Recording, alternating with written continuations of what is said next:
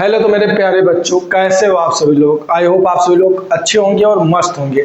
आज हम 18 नंबर की उस महाजंग की कोशिश करेंगे जो आपकी पेपर में 100% आता है। 18 नंबर बोल रहा हूँ, 18 नंबर 100% आएगा, जिसे हम कहते हैं बीजगणित का, यानी दूसरा चैप्टर, तीसरा चैप्टर और चौथा चैप्टर। ये तीन चैप्टर मिलके टोटल 18 नंबर के आएंगे। पेपर की खोपड़ी में छेद करना है तो रफ उठा लो, पेन उठा लो और जुट जाओ। 1 शॉट वीडियो होने वाला है। इस वीडियो में हम 2.1 और 2.2 दोनों कंप्लीट करेंगे। ठीक, पहला एक्सरसाइज ये है आपका, लेकिन इससे पहले मैं आपको कुछ बेसिक और इम्पोर्टेंट चीजें बताता हूं, उसके बाद हम चैप्टर पर आएंगे। पहला और दूसरा क्लास आपको कैसा लगा था वो कमेंट बॉक्स में कमेंट करके आप मुझे जरूर बताइएगा। आज कोशिश रहेगी कि ये पूरा चैप्टर, कोशिश क्या रहेगी 100%, ये हम 2.1 और 2.2 खत्म कर देंगे। सबसे पहले हम बेटा देखते हैं, जब सेकंड चैप्टर चालू होता है तो इसमें पूछा जाता है बहुपद।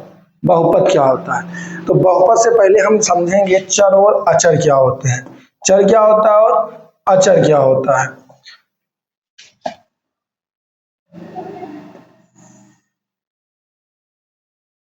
एक तरफ डालते हैं क्या, चर, एक तरफ डालते हैं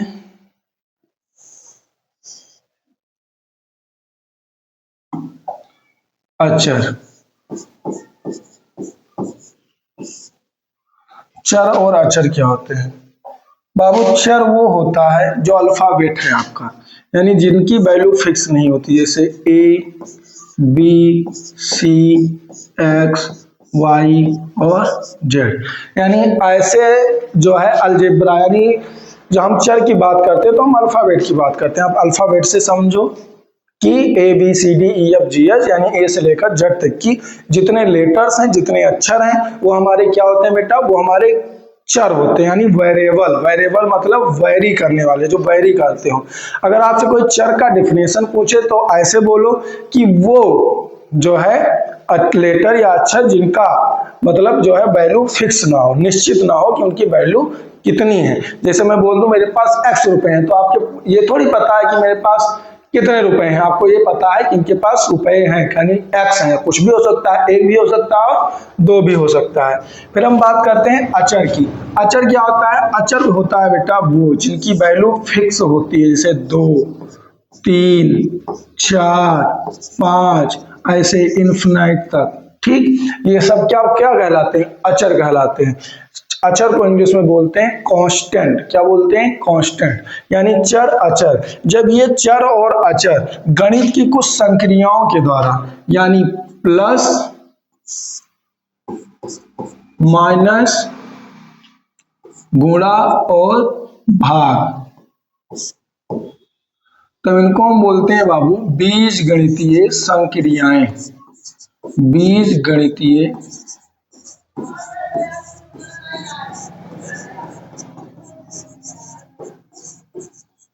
संक्रियाएं, हिंदी इंग्लिश में बोलते हैं अलजेब्रिक एक्सप्रेशन। यानी जब चर और अचर बीज गणित, यानी जब चर और अचर अंकगणित की कुछ संक्रियाओं के द्वारा, यानी प्लस माइनस गुणा भाग के द्वारा इन दोनों को जोड़ दिया जाता है, तो ये कहलाते हैं अलजेब्रिक एक्सप्रेशन, यानी बीज गणितीय संक्रियाएं। कुछ ऐसे हो जाते हैं बेटा, 3 + x, 2 + y, 3/x, 3 × x, यानी कि 3x। कुछ इस प्रकार से इनको हम क्या बोलते हैं, बीजगणितीय संक्रियाएं, अलजेब्रिक एक्सप्रेशन। Algebraic expression. अब आगे बात करते हैं मोस्ट इंपॉर्टेंट, जो आपके चैप्टर से संबंधित है। चैप्टर से संबंधित क्या है बेटा, चैप्टर से संबंधित है, चैप्टर से संबंधित है आपके अलजेब्रा, यानी कि बहुपद। हम किसकी बात करते हैं, बहुपद की। और बताता हूं आपको बहुपद क्या होता है।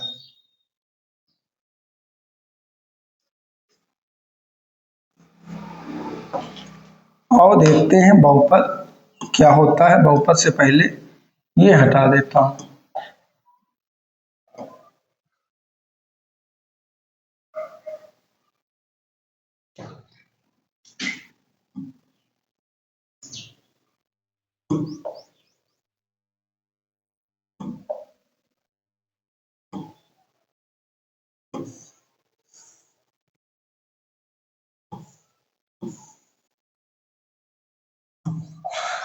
आज पढ़ते हैं बहुपद।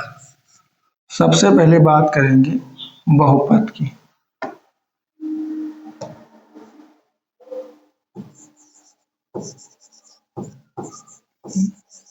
बहुपद क्या है?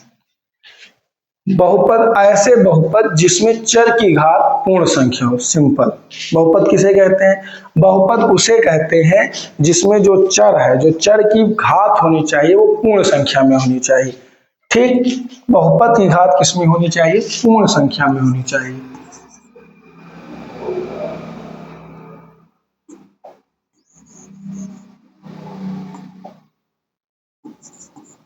चर की घात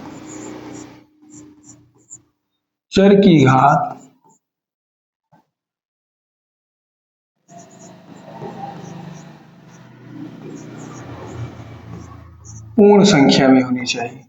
सब सारे बीजगणितीय संक्रियाओं को हम बहुपद नहीं कहते, उनको कहते हैं जिसमें चर की घात पूर्ण संख्या हो, यानी 0, 1, 2, 3 अनंत। ये आप जानते हैं। बहुपद वो होता है जिसमें चर की घात पूर्ण संख्या हो। क्या सारे बहुपद होते हैं? नहीं, सारे बहुपद नहीं होते। बहुपद वो होता है जिसमें चर की घात पूर्ण संख्या की हो। अब बहुपद कितने प्रकार के होते हैं? बहुपद बेटा कई प्रकार के होते हैं, जिसमें मैं आपको पहले बताता हूं। रैखिक बहुपद,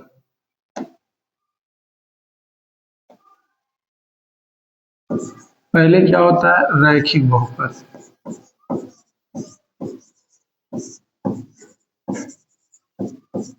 जिसे कहते हैं लीनियर पॉलिनोमियल। रैखिक बहुपद ऐसा बहुपद जिसकी जो मैक्सिमम जो घात हो वो क्या हो? 1 हो। जिसकी मैक्सिमम घात हो 1 हो, वो क्या कहलाएगा? रैखिक बहुपद। फिर आता है द्विघात बहुपद। क्या आता है? द्विघात बहुपद, जिसकी जो मैक्सिमम घात हो वो क्या होनी चाहिए? 2 होनी चाहिए। रैखिक बहुपद का मानक रूप क्या होता है? ax plus by plus c। इस रूप में, सॉरी ये तो उसका दे दिया हम, रैखिक वाले उसका linear equation in two variable. क्या होता है? ax प्लस b, ये होता है इसका मानक रूप। द्विघात बहुपद का जो मानक रूप होता है वो होता है बच्चों ax square plus bx plus c।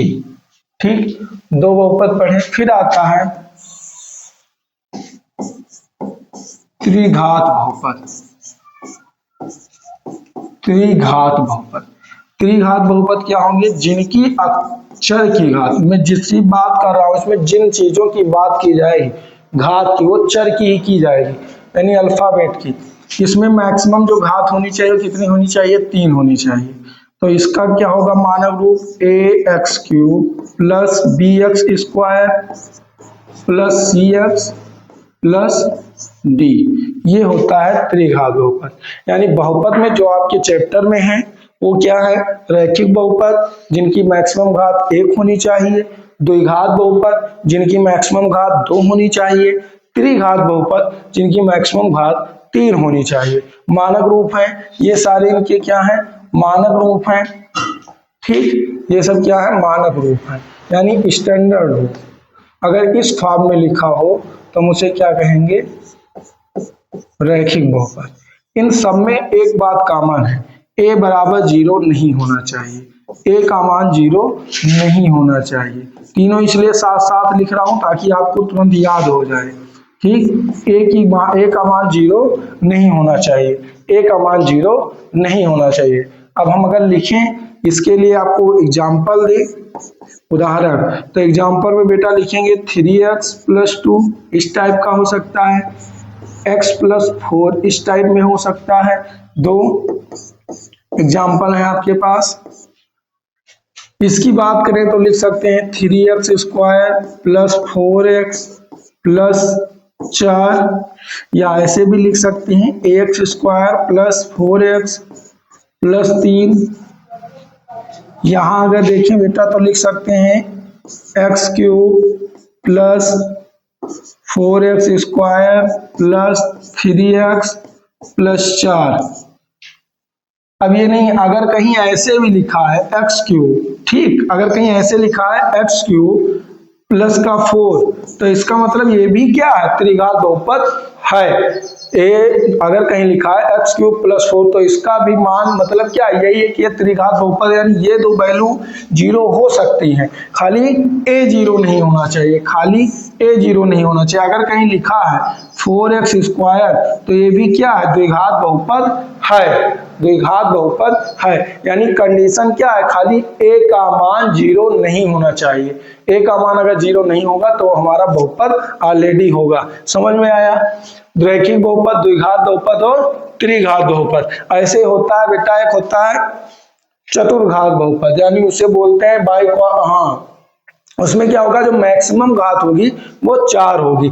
Form आप इसी के रूप में लिख सकते हैं। शायद बहुपद आपको समझ में आ गया। बहुपद क्या होता है बेटा? बहुपद वो होता है जिसमें चर की घात पूर्ण संख्या हो, चर की घात पूर्ण संख्या हो। अगर हम बहुपद पे बात करें तो बहुपद का अगर एग्जाम्पल देखेंगे बाबू, तो बहुपद के एग्जाम्पल में अगर कहीं लिखा है x प्लस 4 तो ये बहुपद है। अगर कहीं लिखा है रूट x प्लस 3 तो ये बहुपद नहीं है, क्योंकि जब ये x ऊपर जाएगा तो ये ऐसे लिखा जाएगा 1/2 प्लस 3, यानी x की पावर 1/2 हो जाएगी। अगर कहीं लिखा है x की पावर माइनस का 1 प्लस 4 तो इसका मतलब ये क्या हो जाएगा, x की पावर माइनस 1 है, इसका मतलब 1/x लिखा जाएगा, यानी 4, तो ये भी बहुपद नहीं होगा। अगर कहीं बेटा लिखा है, अगर कहीं लिखा है इस टाइप पे 4/x प्लस 3 तो ये भी क्या है, बहुपद नहीं है, बहुपद नहीं है। बहुपद के लिए क्या है, पूर्णतया उसकी जो पावर होनी चाहिए वो पूर्ण संख्या होनी चाहिए। अगर पूर्ण संख्या उसके पावर नहीं है तो वो बहुपद नहीं है। समझ में आया? समझ में आया? अब मैं आपको पूछता हूँ कुछ क्वेश्चन, मैं आपसे पूछता हूँ, आप मुझे बताना, और ऐसे आप समझ लो, फिर समझ भी लोगे। देखो, ये अगर क्लियर रहेगा, अगर ये क्लियर रहेगा, एक नंबर में 2 नंबर में आता है। पिछली बार जो है कुछ ऐसे ही क्वेश्चन जो है पूछे गए थे। देखो मैं पूछता हूं, आपसे बताना। मैंने दिया x की पावर -4 प्लस 3, क्या ये बहुपद है? बताना कौन कौन सा बहुपद है, कौन कौन सा नहीं है। अगर मैंने लिखा √3x प्लस 3, फिर मैंने लिखा 4x प्लस 1/x प्लस 3, क्या है, बहुपद है? बताओ। 3x स्क्वायर प्लस x की पावर -1 प्लस 4, क्या है, बहुपद है? बेटा देखो, ऑनलाइन क्लासेस के लिए जो बच्चे कह रहे थे, ऑनलाइन क्लासेस तभी संभव है जब चैनल पे 1000 सब्सक्राइबर हो जाए। तो इसके लिए आप मेहनत करिए, आप अपने दोस्तों के पास वीडियो शेयर करते रहिए। जब आप शेयर करेंगे वीडियो दोस्तों के पास तो सब्सक्राइब करेंगे, और सब्सक्राइब करने की वजह से 1000 सब्सक्राइबर पूरे हो जाएंगे, तब हम लोग ऑनलाइन आ सकते हैं और पढ़ा सकते हैं। देखो ये बहुपद नहीं होगा क्योंकि पावर किस में है, माइनस में, ठीक। फिर क्या है, ये वाला बहुपद है क्योंकि जो अंडर रूट लगा हुआ है वो खाली 3 पे लगा हुआ था, x के ऊपर नहीं है, ठीक, x के ऊपर नहीं है, तो ये बहुपद है। फिर क्या है, ये बहुपद नहीं होगा, ये बहुपद नहीं होगा क्योंकि यहां बटे में लिखा हुआ है, ठीक। ये बहुपद नहीं होगा, क्यों नहीं होगा, क्योंकि इसकी जो पावर है वो किसमें है, माइनस में। यानी कहने का मतलब बहुपद तभी होगा जब उसकी पावर किसमें हो, बेटा माइनस में, ओ उसमें हो, पूर्ण संख्या में। अब आपका अगला चैप्टर क्या कह रहा है, क्वेश्चन जो चैप्टर की बात करते हैं। बहुपद आपको समझ में आ गया, ठीक, बहुपद आपको समझ में आ गया। अब बता रहा है ग्राफ वाला, तो इसे भी समझने से पहले मैं आपको कुछ समझाता हूं। क्या समझाता हूं? देखो, कोई बहुपद किसी का शून्यक क्यों होता है, बहुपद समझ में आ गया, बहुपद के प्रकार समझ में आ गए।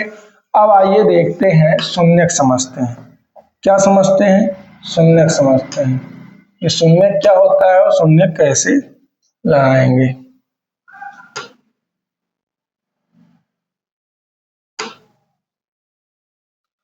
ये डिलीट हो जाए, डिलीट डिलीट, चलो भी होगा। शून्यक पूछ रहा है, शून्यक, शून्यक क्या होता है? सबसे पहले ये समझते हैं कि शून्यक है क्या। शून्यक मतलब होता है वह वैल्यू जिसका मान रखने से पूरा का पूरा बहुपद क्या हो जाए, बहुपद का मान 0 आ जाए। जैसे देखो, अगर मैं कहीं लिखूं, ऐसे मैंने लिखा 3x + 4, अब इसका शून्य निकालो। तो अगर मुझे इसका शून्य निकालना है तो मैं 3x + 4 बराबर क्या रखूंगा, 0। 3x बराबर क्या हो जाएगा, प्लस में उधर जाएगा माइनस में 4, फिर x बराबर क्या हो जाएगा, -4/3। यानी अगर x की वैल्यू हम -4/3 रख देते हैं तो ये पूरा समीकरण क्या हो जाएगा, 0 हो जाएगा। और रख के देखते हैं और जांच करके बता देखते हैं कि ये बात सही है कि ये बात गलत है। देखो 3x + 4 बराबर 0 था, 3 इंटू क्या कर दिया, -4/3 प्लस का 4 बराबर 0, 4 त्याई 12/3 प्लस का 4/1 बराबर 0। 3 एक का एलसीएम लेंगे, क्या आएगा, 3 आएगा। 3 का नम 3 है, माइनस का 12 प्लस 1 तिहाई 3, तो 3 आया, तो 3 चौक 12। अब ये माइनस का 12 प्लस का 12 कट करके क्या हो जाएगा, 0, यानी 0/3 यानी मतलब 0। यानी हम कह सकते हैं, हम क्या कह सकते हैं कि शून्यक वो होता है, किसी भी बहुपद का शून्यक मतलब वह वैल्यू जिसे रखने से उस पूरे बहुपद का मान 0 हो जाए। यानी वो वाला जो गाना था कि हम और तुम अगर एक हो जाते तो दर्द दिलों के कम हो जाते, तो वैसे ही शून्यक कहता है, बहुपद कहता है कि अगर तुम मुझे मिल जाओ तो हम भी शून्य हो जाएं, तुम अगर हमें मिल जाओ तो हम भी शून्य हो जाएं। ये बहुपद कहता है, यानी बहुपद के लिए वह वैल्यू जिसे रखने से उसका मान क्या हो जाए, शून्य हो जाए। यहाँ आप चीज गौर करना, यहाँ पे पावर क्या था, 1 था, ठीक, यानी ये क्या था, रैखिक बहुपद था। तो अगर ये रैखिक बहुपद था तो इसकी वैल्यू कितनी आई, मतलब इसके जो शून्यक आए वो क्या आए, 1 आया, ठीक। अगर बहुपद 2 होगा तो उसके शून्यक 2 आएंगे। अगर बहुपद 3 की बहुपद की घात 3 होगा तो उसके शून्यक 3 आएंगे। बहुपद का घात अगर 4 होगा तो उसके जो शून्यक होंगे वो 4 आएंगे। ये आप याद रखेंगे। अगर घात 1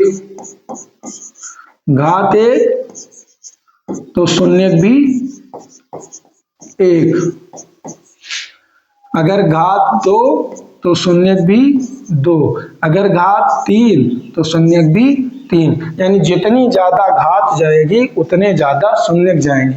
अब देखो, अब तीसरे वाले में आपको ग्राफ दिया है कि आप ग्राफ से पहचानिए कि जो आपके शून्यक हैं, मतलब जो ग्राफ है उसमें आप बताइए कि इसके कितने शून्यक हैं। तो ग्राफ वाला समझने के लिए मैं आपको फिर बताता हूं आप कैसे लगाएंगे। देखो, ग्राफ वाला मैं आपको इधर समझाता हूं, समझना और लगाना। ग्राफ में कह रहा है बेटा, आप लोग बहुत अच्छे से कोऑर्डिनेट ज्योमेट्री पढ़े होंगे, ठीक, कोऑर्डिनेट ज्योमेट्री आप पढ़े होंगे।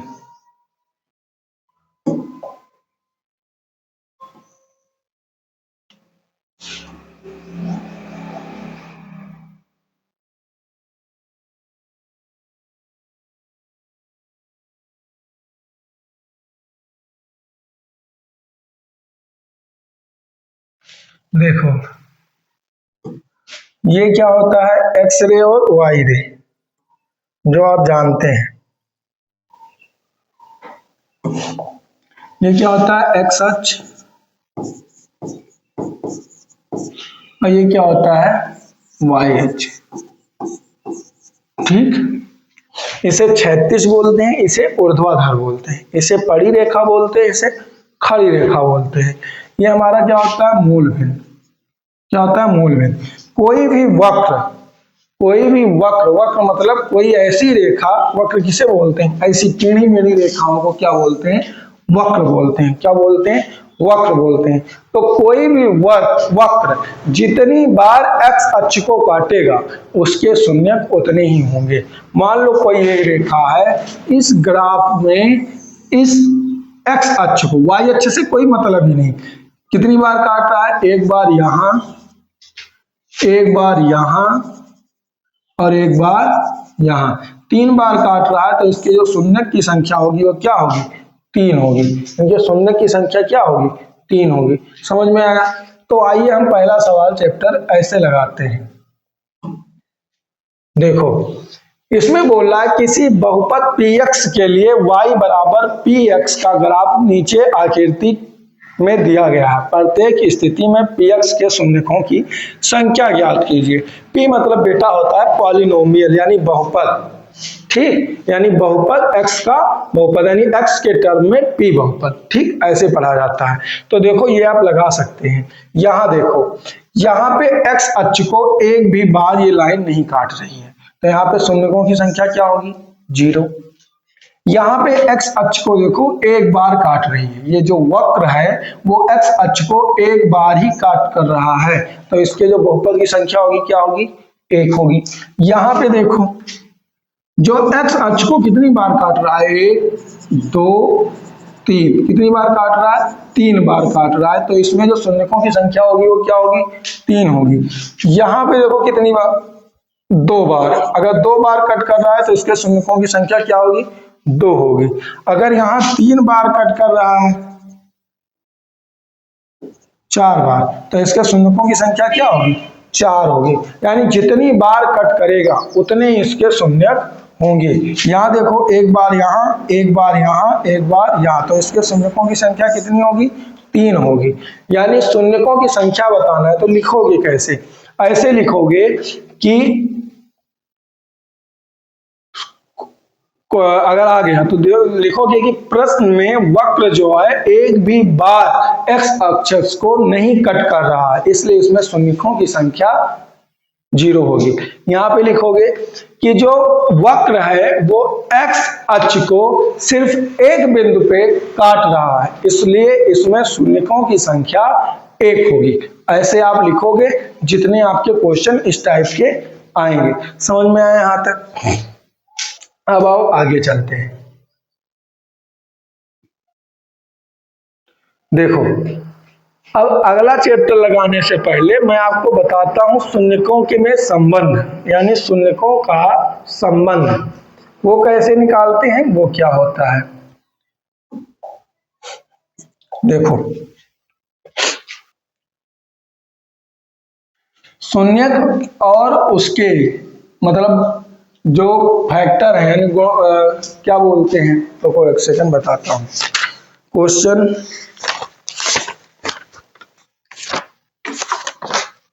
बोल रहा है बहुपदों के शून्यक और शून्यकों के गुणांकों के बीच में संबंध। बहुपद के शून्यक और उनके शून्यकों के बीच में कुछ संबंध है, उन संबंधों के बारे में बात कर रहा है, यानी द्विघात है। देखो मैं आपको लिख के देता हूं, एक चीज आज मुझे देख बताना।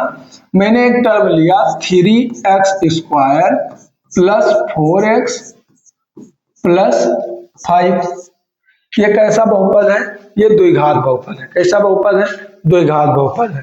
और हमने क्या देखा है, और हम क्या जानते हैं, हम जानते हैं कि इसका जो मानक रूप होता है वो क्या होता है बेटा, ax² plus bx plus c। अब मानक जो है, मानक रूप जो है उससे इस रूप की तुलना करोगे तो तुम देख पाओगे, तुम्हें यह अंदाजा होगा कि सर जी जो 3 है वो एक ही जगह पे लिखा हुआ है, ठीक है। जो सर जी 4 है वो इसके स्थान पे लिखा हुआ है, हाँ ये भी सही है। और जो 5 है वो सी के स्थान पे लिखा हुआ है।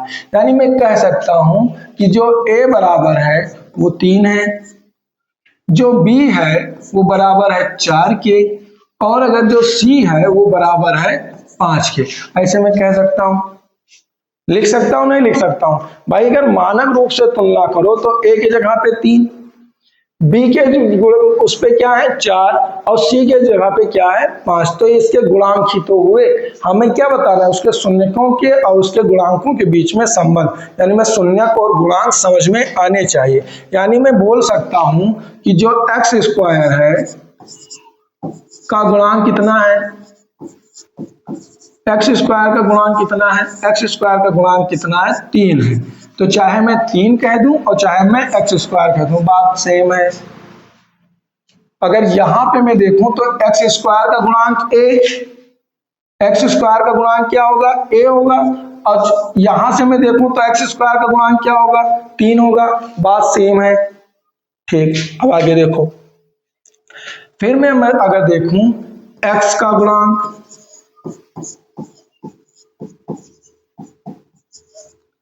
एक्स का गुणांक, तो एक्स का गुणांक क्या होगा बेटा 4 होगा, यहां क्या होगा b होगा। अगर मैं देखूं अचर पद, क्या देखूं अचर पद, तो अचर पद की वैल्यू क्या होगी, अचर पद की वैल्यू 5, और यहाँ पे देखूं तो क्या होगा c होगा। आई होप मैं जो आपको समझाना चाहता हूं वो समझना। गुणांक क्या होता है? गुणांक वो होता है जिसको उसमें गुणा करके लिखा जाए, यानी अंकों का गुणा जिसमें किया जाए वही क्या कहलाता है, गुणांक कहलाता है।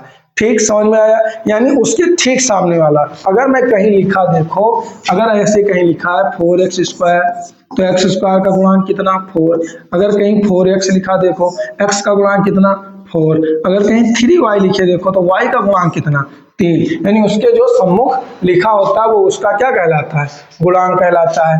अब आओ आगे देखते हैं।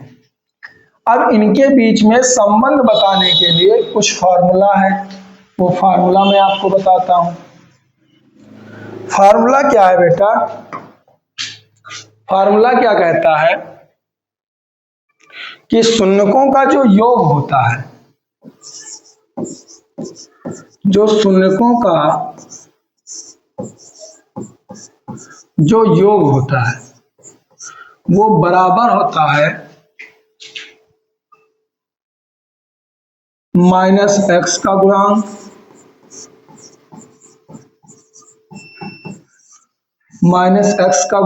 बटे एक्स स्क्वायर का गुणांक।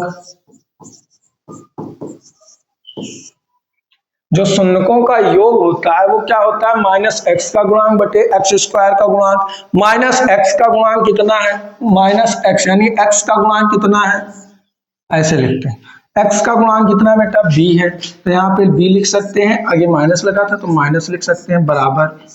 फिर क्या बोल रहा है एक्स स्क्वायर का गुणांक, तो एक्स स्क्वायर का गुणांक क्या है बाबू a है। तो फार्मूला क्या हो गया, ये हो गया। यानी जो शून्यकों का योग होता है वो माइनस एक्स का गुणांक बटे एक्स स्क्वायर का गुणांक बराबर माइनस b अपान a होता है, ये पहला फार्मूला। ठीक, इसी का मान तो ये लिखा हुआ है। अभी मैंने क्या समझाया था, जो माइनस एक्स का गुणांक है वो b के बराबर ही तो है, दोनों इक्वल ही थे। अब देखो क्या है, शून्यकों का गुणनफल, शून्यकों का गुणनफल, शून्यकों का गुणनफल क्या होता है बेटा, ये अचर पद बराबर क्या होता है, अचर पद बटे में क्या होता है, एक्स स्क्वायर का गुणांक, एक्स स्क्वायर का गुणांक बराबर क्या होगा, अचर पद क्या है बाबू c है, लास्ट वाला c, एक्स स्क्वायर का गुणांक यानी क्या होगा a होगा। ये इसके क्या होता है, बराबर होता है। ये आपका फार्मूला है, ये क्या है, ये आपका फार्मूला है, इसे आप नोट कर लें। ठीक, ये आपका क्या है फार्मूला। कम समझ में आया होगा, अभी आगे हम इसी पे सवाल लगाएंगे तो आपको और अच्छे से समझ में आएगा। चलो आओ देखते हैं क्वेश्चन नंबर फर्स्ट को।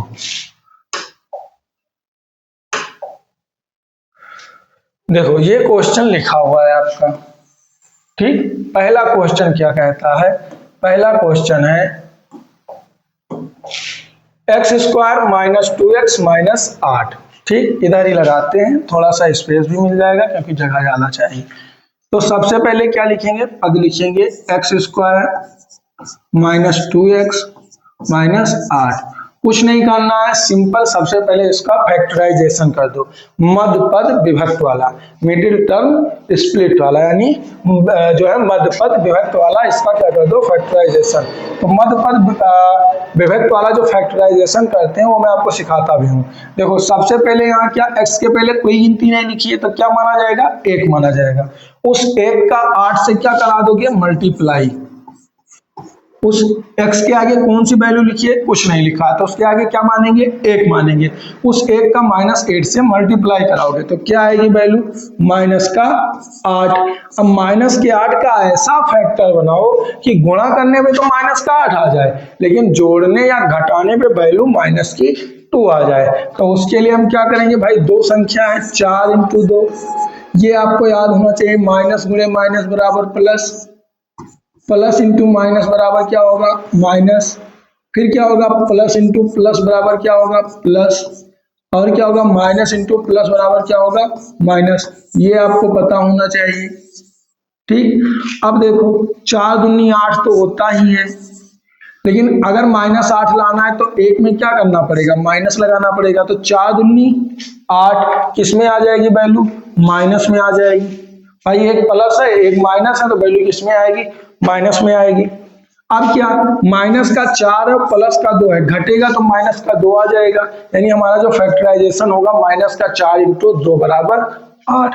तो हम क्या करेंगे, यहाँ डायरेक्ट लिख देता हूं मैं वो वाला काम, वो ब्रैकेट वगैरह करके नहीं लिखते, डायरेक्ट मैं लिख देता हूँ, माइनस का 4x, फिर क्या होगा, प्लस का 2x, माइनस का क्या होगा 8। अब कॉमन ले लो, x कॉमन ले लिया तो x -4 एक ब्रैकेट में, यहाँ क्या ले लिए, 2 कॉमन ले लिए तो यहाँ x माइनस और 2 चौक 8 प्लस का 2। अब लिखते हैं x + 2 एक ब्रैकेट में, x - 4 एक ब्रैकेट में। ये आ गए इसके फैक्टर। ठीक, अब मैं लिखता हूं आगे, एक लाइन लिखते हैं, ध्यान से देखना आगे क्या लिखते हैं, एक लाइन कि x² -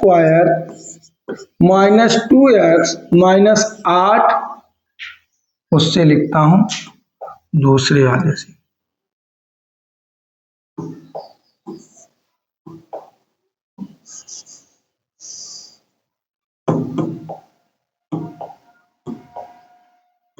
देखो x² - 2x - 8 बहुपद का मान, ऐसे लगा के आओगे पेपर में, एक नंबर भी नहीं काटेंगे, का मान 0 तब होगा जब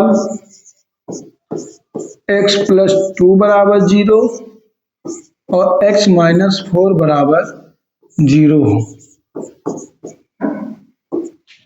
एक लाइन, x² - 2x - 8 बहुपद का मान 0 तब होगा जब x + 2 = 0 और x - 4 = 0 हो। समझ में आया। अब क्या करोगे, यहां से निकालोगे, x इधर जाएगा तो क्या हो जाएगा, -2, इधर माइनस में है उधर जाएगा तो किस में हो जाएगा, प्लस में 4। अब ध्यान से आप देखोगे, यहां भी x की वैल्यू -2 है, यहाँ x की वैल्यू 4 है, दोनों जगह x कॉमन है, तो दोनों जगह जब x कॉमन है तो परेशानी ना हो आगे सवाल में, इसलिए हम इन्हें नया नाम देंगे। इसलिए क्या देंगे, नया नाम। भाई दोनों जगह x है, जैसे क्लास में अगर मोनू मोनू नाम के 2 बच्चे हैं, ठीक, तो हम क्या कर देते हैं, नाम बदल देते हैं, नाम क्या दे देते हैं, एक का मोनू फर्स्ट एक का मोनू सेकंड। लेकिन यहाँ पे हम क्या करेंगे, एक को कह देते हैं अल्फा बराबर -2 और एक को कह देते हैं बीटा बराबर 4। अब क्या बोल रहा है, गुणांकों के संबंध की सत्यता की जांच भी कीजिए। तो अब हमें जांच भी करना है और जांच भी कर दें, हमें भाई अब जांच करना है तो हम जांच भी कर दें। तो यहां डालेंगे जांच, सत्यता की जांच बोल रहा है तो सत्यता की जांच, एक शब्द बढ़ा दो, सत्यता की जांच।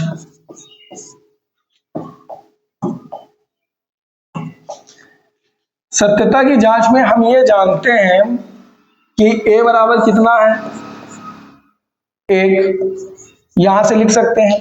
b बराबर कितना है, -2, और c बराबर कितना है, -8। मैंने बताया था निकालना, a की जगह पे 1, b के क्या है, b -2, और c क्या है, अचर पद -8। अब हम यहां करते हैं सत्यता की जांच।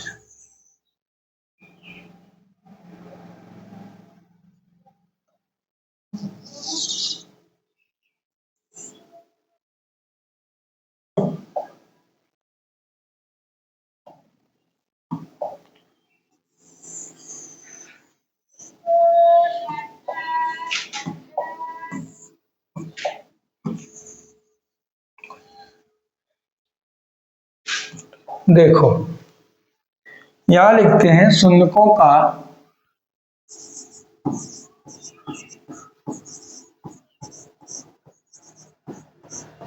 योगफल अल्फा प्लस बीटा। भाई शून्यक हमारे क्या है, अल्फा और बीटा, यानी अल्फा प्लस बीटा बराबर -x का गुणांक, यही तो था फार्मूला, -x का गुणांक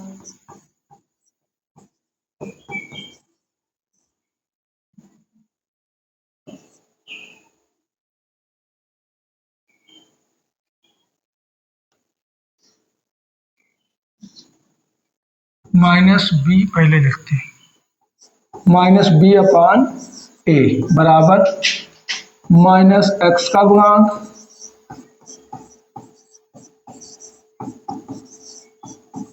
बटे x² का गुणांक।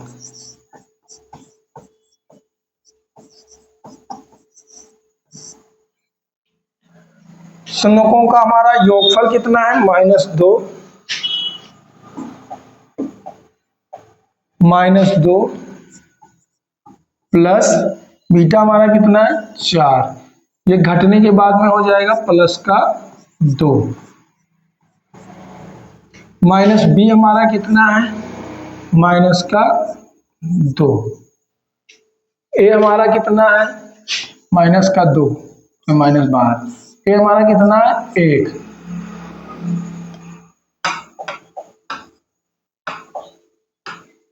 थोड़ा सा सही से लिखो ताकि कंफ्यूज ना हो। फिर क्या है, x वाला हम लिखते नहीं है, वो इसी के क्या है, बराबर है। तो ये 4 और 2 घट के कितना हो जाएगा, +2, और ये माइनस माइनस क्या हो जाएगा, +2, यानी दोनों बराबर आ गया, दोनों क्या आ गया, बराबर, दोनों वैल्यू क्या आ गई, बराबर। ठीक, अब आगे अगला टर्म क्या बोल रहा है, अगला वाला फार्मूला लगाएंगे, शून्यकों का गुणनफल।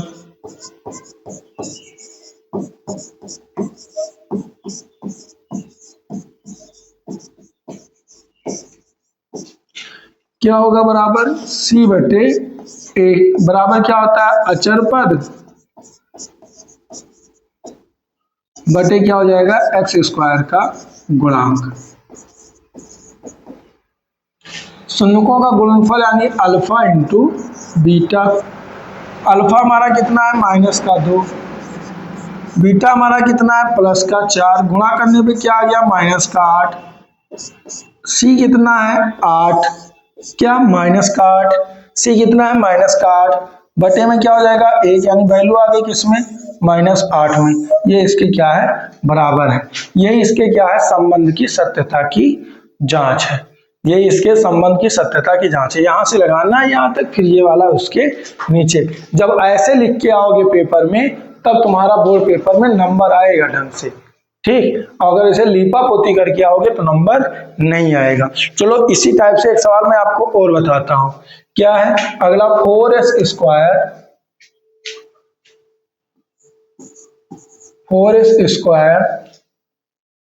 फिर क्या है, देख लो एक बार,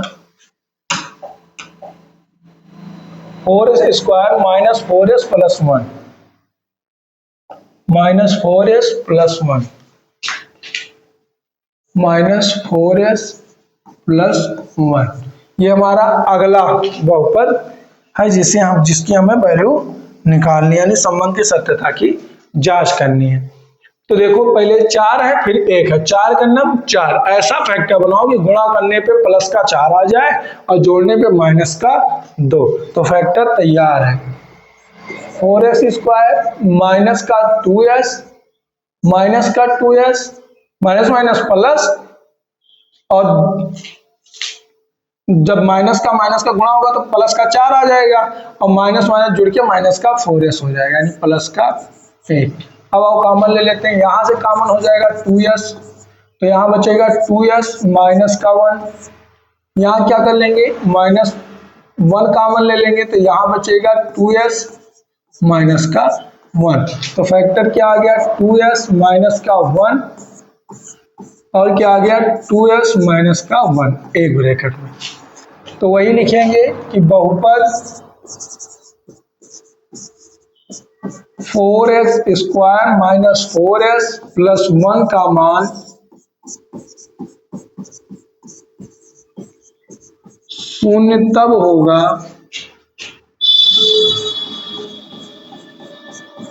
जब 2s माइनस 1 और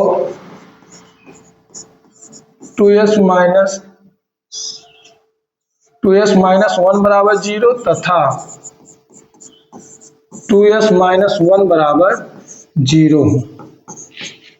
बस पक्षांतर कर लो, 2s बराबर 1 तो s बराबर क्या हो गया 1/2, यहाँ भी 2s बराबर 1 तो s बराबर क्या हो गया 1/2, यानी अल्फा बराबर क्या हो गया 1/2 और बीटा बराबर क्या हो गया 1/2। अब क्या करना है उत्तर की मतलब संबंध के सत्यता की जांच, यानी सत्यता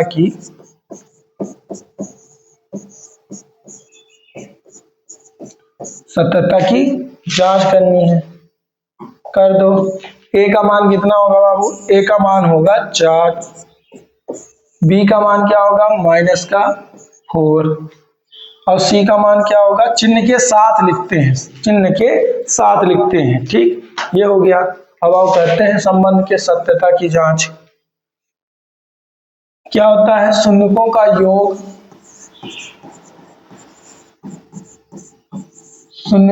योग, यानी अल्फा प्लस बीटा बराबर माइनस b/a बराबर माइनस x का गुणांक बटे x² का गुणांक।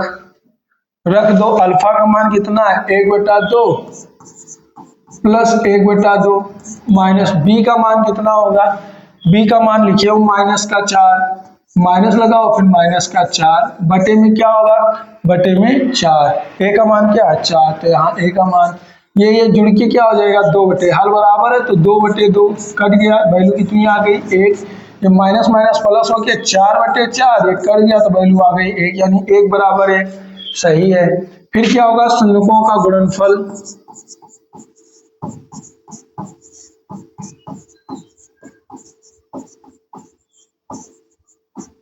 यानी अल्फा इंटू बीटा, इसकी वैल्यू कितनी होगी माइनस का c/a, इसके लिए भी क्या लिखेंगे वही लिखेंगे, क्या होगा अचर पद बटे x² का गुणांक, अल्फा इंटू बीटा ने 1/2 इंटू 1/2, सी का मान क्या होगा इनके 1, सी का मान क्या होगा 1, ए का मान कितना होगा 4, 1 दूनी 1 और 2 दूनी 4, यानी 1/4 1/4। आंसर हो गया संबंध के सत्यता की जांच। क्या हो गया इनके संबंध की सत्यता की जांच। अब अगला क्वेश्चन क्या है, ये वाला था। अगला क्वेश्चन क्या है x², 6x², चलो यहीं के देता हूं,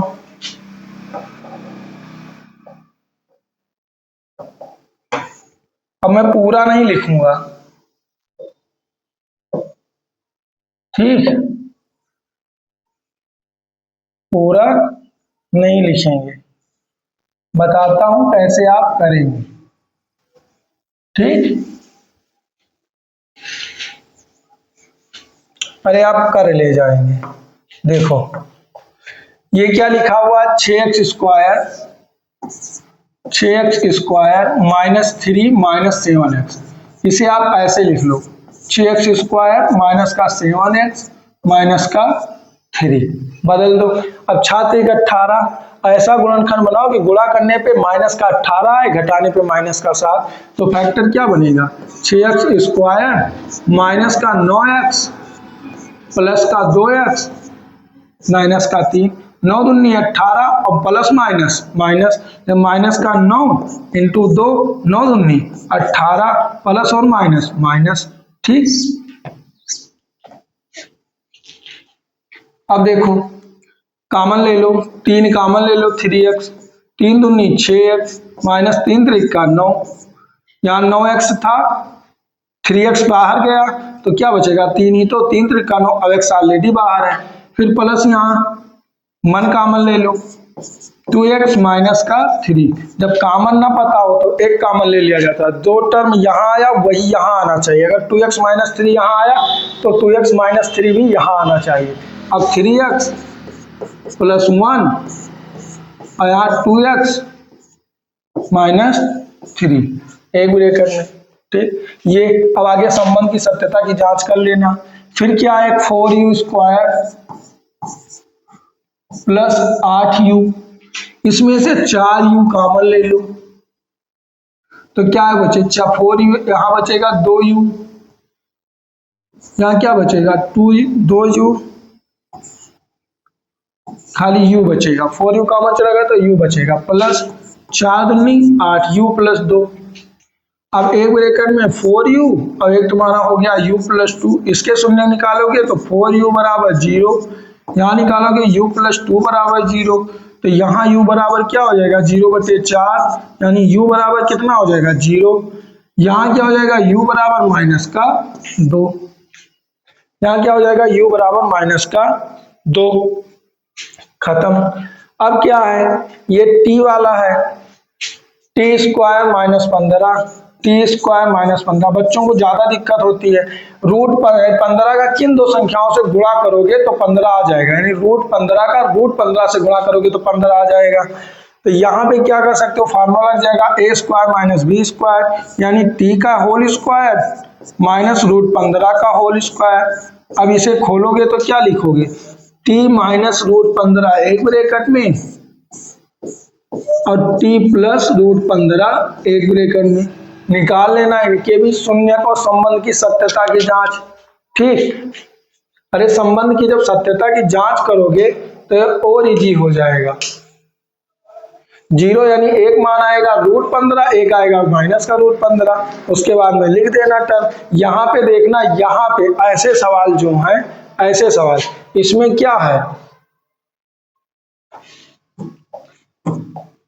इसमें क्या है बेटा, इसमें जो है t² है, मान लो t² है माइनस का 15 है, यानी इसमें a का पद दिया हुआ है 1 और b का मान नहीं दिया है, तो b बराबर कितना होगा 0 और c बराबर कितना होगा माइनस का 15। समझ में आया। ये जब संबंध की सत्यता की जांच करोगे तो alpha into alpha plus beta, तो अल्फा प्लस बीटा में अल्फा का मान -15 रूट 15 और एक का मान आएगा प्लस का रूट 15, तो घट के क्या हो जाएगा 0 और इसी के बराबर क्या होता है -b/a, तो -b जब वैल्यू रखोगे तो माइनस, और यहाँ क्या था b का मान कितना होगा 0 और a का मान कितना होगा 1, तो वैल्यू तो वैसे ही 20 की क्या आ जाएगी 0 आ जाएगी। समझ में आया, ये वाला आप कर लेना। अब इसके आगे बस खाली एक बचता है बस, और वो आसान है, 5 मिनट का काम है। देखो ये क्या दिया हुआ है, एक द्विघात बहुपद ज्ञात कीजिए जिसके शून्यकों के योग तथा गुणनफल क्रमशः दिए हुए हैं। क्रमशः यानी जो शून्यकों के जो योग है वो पहले दिए हैं और जो गुणनफल है वो बाद में दिए हुए हैं। यानी अगर मैं कहूं शून्यकों का जो योग है, जो शून्यकों का योग है वो कितना है, 1/4। और जो शून्यकों का, ऐसे लिखते हैं, शून्यकों का योग यानी कि अल्फा प्लस बीटा, भी यही तो कर रहे थे। कितना दिया है, 1/4। शून्यकों का गुणनफल यानी अल्फा इंटू बीटा बराबर कितना दिया है, -1। अब इसके लिए एक समीकरण, बहुपद ज्ञात करने के लिए एक सूत्र है।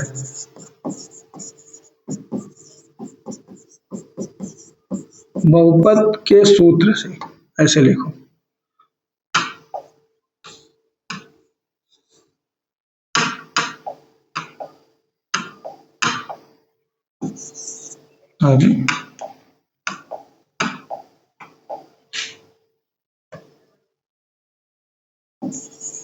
बहुपद के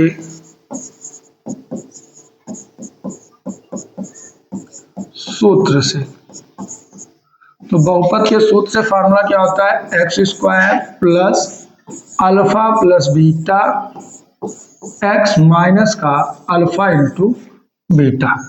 x² लिखा रहने दो, प्लस अल्फा इंटू बीटा की वैल्यू, अल्फा प्लस बीटा की वैल्यू कितनी है, 1/4। तो गुणा होकर के ये हो जाएगा x, minus alpha into beta की वैल्यू कितनी है, -1। बस x² plus 1/4x minus minus plus का 1। फिर क्या करो, इसके बराबर में मान लो 0, इसका ले लो नीचे एलसीएम 4। तो 1 चौके 4, भाई उसके शून्य ही तो है, शून्यकों के योग और वो दिया तो इक्वल 0 लिख सकते हो। 1 चौके 4 तो हो जाएगा 4x² प्लस 4 का नम 4, तो यहाँ हो जाएगा x प्लस 1 चौके 4, तो 4 का नम 4 बराबर 0। और यहाँ क्रॉस मल्टीप्लाई, तो ये वैल्यू उधर जा करके, भाई यहाँ तो बच गया क्या, 4x² प्लस x प्लस 4, और ये 4 उधर जा करके क्या हो गया, 0। यानी जो हमारा बहुपद था वो आ गया 4x² प्लस x प्लस 4, हमारा आंसर आ गया। क्या आ गया, आंसर। ऐसे देखो अगला पद क्या है, ऐसे मैं पूरा हर बार नहीं लिखूंगा। अगला पद क्या है, alpha into alpha plus beta बराबर कितना दिया है, अल्फा प्लस बीटा बराबर दिया है √2। अल्फा इंटू बीटा बराबर कितना दिया है, 1/3। फार्मूला क्या होता है, x² plus alpha plus beta x minus alpha into beta. x² plus alpha plus beta कितना दे रहा है, √2x। इसका मान कितना दे रहा है, -1/3। बराबर क्या रखोगे, 0। आंसर ये भी सही है, लेकिन हम क्या कर देते हैं, एक टर्म आगे बढ़ा देते हैं। 0 एलसीएम ले लोगे, क्या आ जाएगा, 3। 1/3 3 तो हो जाएगा 3x² प्लस 1/3 3 तो हो जाएगा 3√2x माइनस 3 का नम 3 यानी 1 बराबर 0। क्रॉस मल्टीप्लाई करोगे तो वैल्यू क्या आएगी, 3x² प्लस 3√2x माइनस का 1 बराबर 0। ये हमारा क्या हो जाएगा, आंसर। कर लोगे इस टाइप के सवाल। ये वाला तीसरा वाला देखो क्या दे रहा है, x² plus alpha plus beta minus का अल्फा इंटू बीटा, ये दिया हुआ है। ठीक, अब x² तो x² plus alpha plus beta की वैल्यू 0 है तो 0x minus alpha into beta की वैल्यू दिया है √5, कोई दिक्कत नहीं। x², ये टर्म 0 हो जाएगा तो माइनस का √5, ये क्या हो जाएगा, आंसर। 3 सवाल बचते हैं, आप कर लीजिएगा। ठीक, फार्मूला याद रखना, उसके बाद में क्या करना, नीचे एलसीएम कर करके इक्वल 0 लगा करके आप क्रॉस मल्टीप्लाई करके निकाल सकते हैं। आंसर ये भी बेटा सही हो जाता है। यहाँ पे जो तुम ये फाइंड करते हो ये भी आंसर सही हो जाता है, लेकिन आपके जो आंसर शीट है उसमें ये आंसर दिया हुआ है, तो आप इस टाइप से लगाएंगे। 1 शॉर्ट वीडियो था, आपका सेकंड चैप्टर भी कंप्लीट हो गया। आपको वीडियो कैसा लगा कमेंट बॉक्स में कमेंट करके जरूर बताइएगा। अब हम नेक्स्ट चैप्टर चालू करेंगे, तीसरा चैप्टर। कोशिश रहेगी उसका भी 1 शॉर्ट वीडियो आए, लेकिन बेटा कमेंट जरूर किया करो। अगर लास्ट तक देखे हो तो कमेंट जरूर करो और वीडियो को लाइक करो, अपने दोस्तों के साथ शेयर भी किया करो। चलो मिलते हैं नेक्स्ट वीडियो में।